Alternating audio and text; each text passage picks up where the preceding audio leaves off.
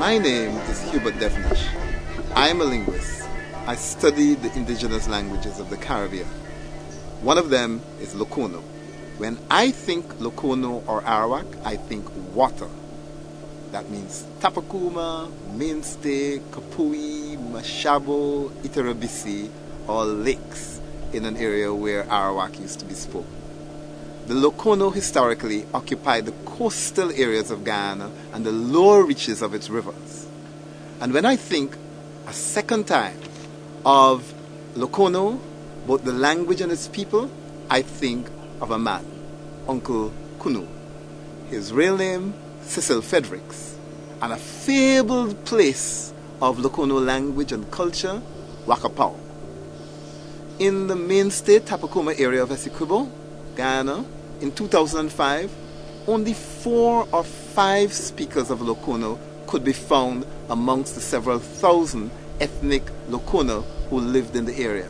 And one of these was Uncle Kunu.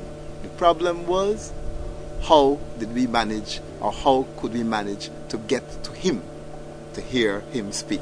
That's the story you'll hear about. Uncle Kunu was a mysterious man. He lived by himself on land far away from the nearest Arawak or Lokono settlement in Tapakuma. On Saturday mornings, he would row his boat down the creek to a place called Red Lock. There, he would tie his boat, offload the cassava he reaped from his farm, and he would get transport to Anna Regina Market, where he would sell off his produce. We went to the Anna Regina Market looking for the mysterious Uncle Kunu. We found him in a rum shop. He agreed to come outside and to be interviewed. In Arawak. Man, let me, you go see, I got to, first of all, I got to make an introduction. Go on.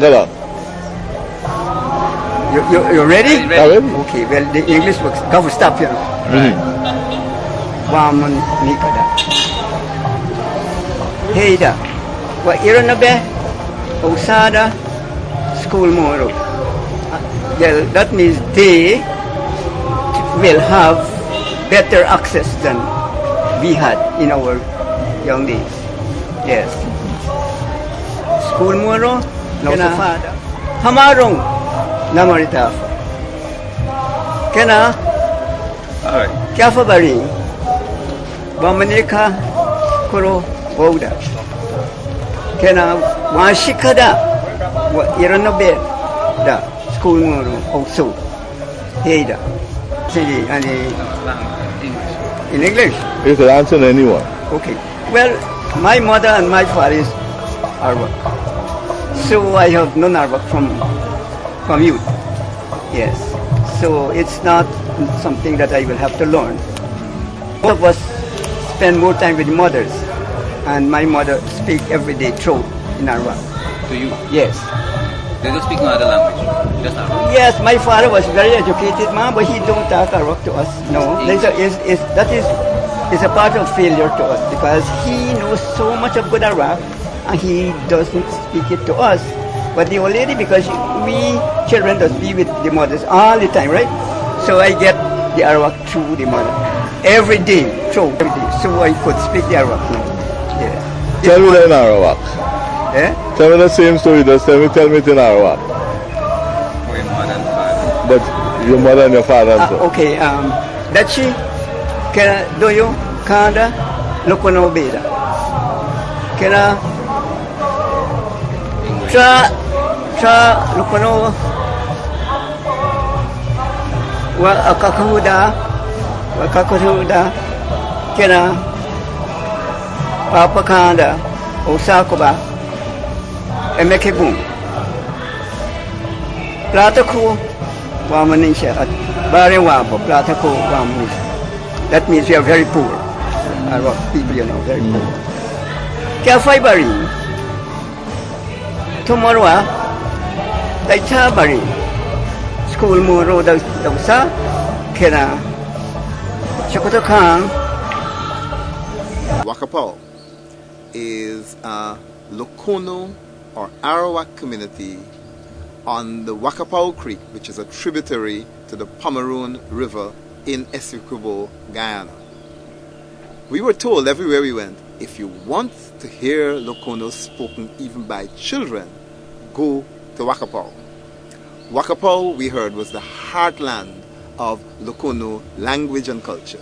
So I sent one of our research students to Wakapau, Deidre Smith, to find out. There she meets Mrs. Thomas, a native Lokono speaker, who took her on a journey through the Lokono language and its culture. What's the word for fire? Hiki.